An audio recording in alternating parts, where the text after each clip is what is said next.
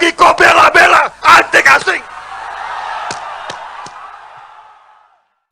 Assalamualaikum warahmatullahi wabarakatuh. Saya Yudi Pramuko dari Tepi Danau di Parung. Ini lagi bawa 4 tahu goreng isi. Saya mau bicara soal, oh ya, kemarin saya habis cukur dan ketemu itu tukang cukur. Saya tanya milih siapa, kata dia milih Prabowo. Prakuliah jadi tukang cukur itu. Sama dengan saya, tukang donat. Tapi dia tidak bisa mengelaborasikan kenapa dia milih Prabowo. Saya akan coba, saya punya alasan 7 kenapa milih Prabowo. Satu ya, Inggris ya, Presiden Indonesia itu harus pandai bahasa Inggris ya. Nanti soalnya untuk perundingan-perundingan internasional kalau nggak bisa bahasa Inggris dalam duel internasional bagaimana? Bahasa Inggrisnya nggak bisa. Terus yang pertama harus berani bisa menghadapi wartawan-wartawan asing. Juga wartawan dalam negeri jangan lari dari wartawan itu. Presiden jangan lari, hadapi itu wartawan. Siapa sih wartawan itu? Saya juga dulu pernah wartawan. Hadapi, dia akan suka wartawan itu kalau dihadapi narasumber yang terus terang. Ini jangan lari. Nah, untuk wartawan asing internasional, wartawan asing internasional harus pandai bahasa Inggris. Jangan bikin malu. Ya. Prabowo nggak bisa bahasa Inggris, gitu. Harus bisa, canggih dia bahasa Inggrisnya. Saya lihat wawancara dia dengan wartawan luar negeri itu bikin kita bangga. Presiden bisa bahasa Inggris dan duel dengan siapa saja, dengan orang asing, ya kan? Nah, itu yang pertama. Jadi harus pinter bahasa Inggris. Soekarno bahasa Inggrisnya, Masya Allah. Gus Dur, Masya Allah bahasa Inggrisnya. Sambil merem dia bisa ngomong bahasa Inggris. Gus Dur, Habibie, dan lain-lain. Saya nggak sebutin yang lain ya, belum relevan untuk saat ini. Dan kemudian ya bahasa Inggris untuk menghadapi kepentingan kapitalisme global yang akan menguatkan globalisasi. Kalau perlu globalisasi oleh Presiden Prabowo yang pandai bahasa Inggris itu dihentikan. Arus globalisasi itu kan meratakan jalan globalisasi untuk penjajahan di negara-negara berkembang termasuk Indonesia ya. Penjajahan bidang ekonomi semuanya harus global, keluar masuk barang harus nggak boleh dibatasi, harusnya dibatasi untuk core national interest, kata Prabowo ya, untuk mempertahankan kepentingan nasional yang inti. Yang mana yang bisa dirundingkan secara global, mana yang jangan sampai.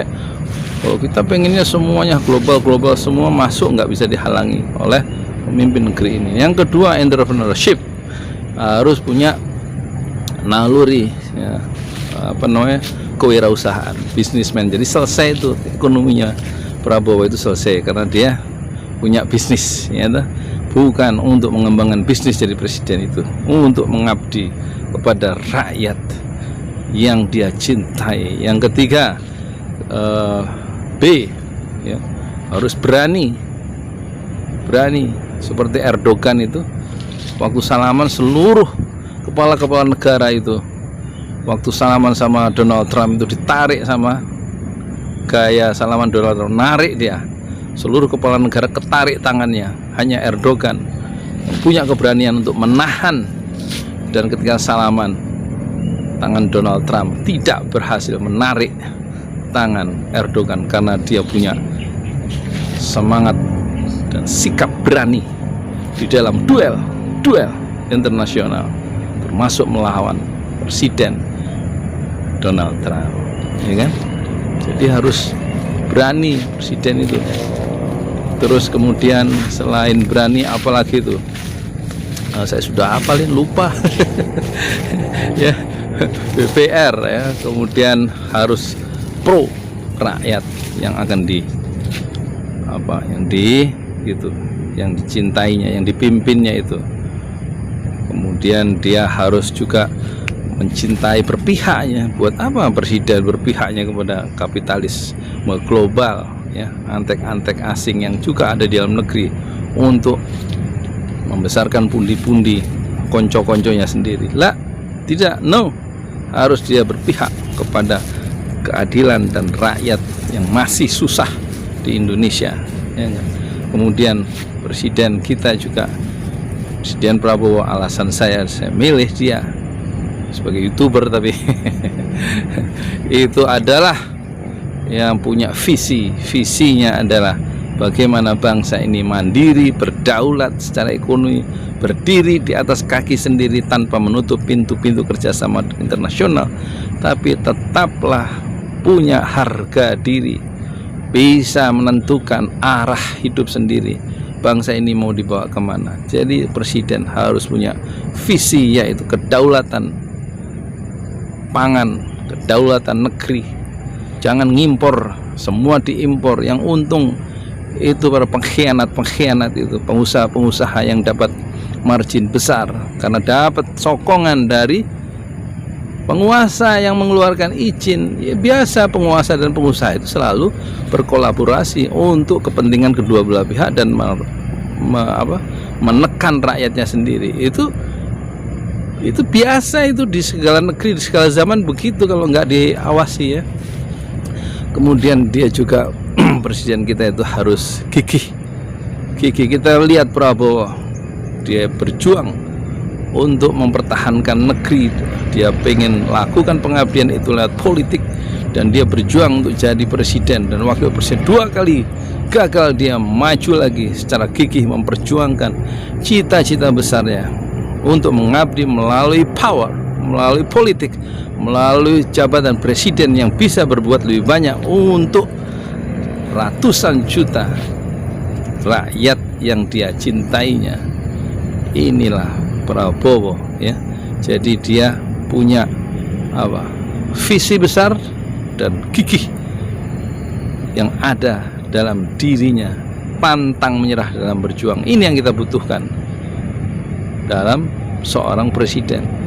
Dan kalau dia berhasil, bukan penting jabatan itu, tapi kegigihan dia, itulah yang menjadi legacy, menjadi warisan untuk bangsa Indonesia. Dan cita-cita besar yang dicanangkan oleh Prabowo itu berliku-liku jalan, triliunan uang sudah dikucurkan untuk membangun, mengejar cita-cita besar dan mulia, yaitu mengabdikan dirinya ke dalam bangsa Indonesia. Saya teringat pada ucapan Al-Ghazali, semakin tinggi, semakin mulia cita-cita seseorang, maka semakin sulit jalan untuk mencapainya, semakin sukar, liku jalan untuk mencapainya. Idza azumal matlubu wasyaraf su'uba maslakuhu wa kathurat tahiyatuh, kata Imam Al-Ghazali. Orang yang semakin tinggi cita-citanya, semakin mulia cita-citanya, maka semakin sukar berliku-liku jalan untuk mencapai cita-cita yang besar dan mulia itu. Dan wa kathurat dhahiyatu, semakin besar pengorbanan untuk mencapainya, mencapai cita-cita yang mulia dan besar itu. Saya Yudi Pramuko dari tepi danau, tukang donat dari Paru, YouTuber tertua di semesta. A'udzu billahi minasyaitonir rajim. Bismillahirrahmanirrahim. والذي أرسل رسوله بالهدى ودين الحق ليظهره على الدين كله وكفى بالله شهيدا محمد رسول الله والذين معه أشداء على الكفار رحماء بينهم تراهم ركعا سجدا يبتغون فضلا من الله ورضوانا. Kau yang ada di tentara, di polisi yang masih aktif, ingat, kau adalah tentara rakyat. Kau adalah polisinya rakyat, seluruh rakyat Indonesia. Kau tidak boleh mengabdi kepada segelintir orang, apalagi kau membela antek-antek asing.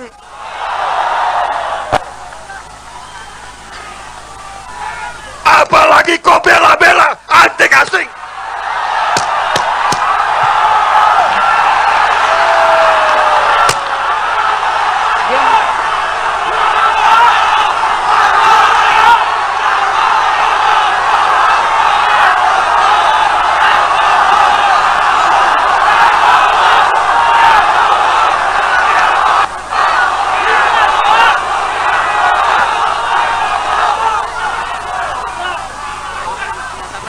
Cukup.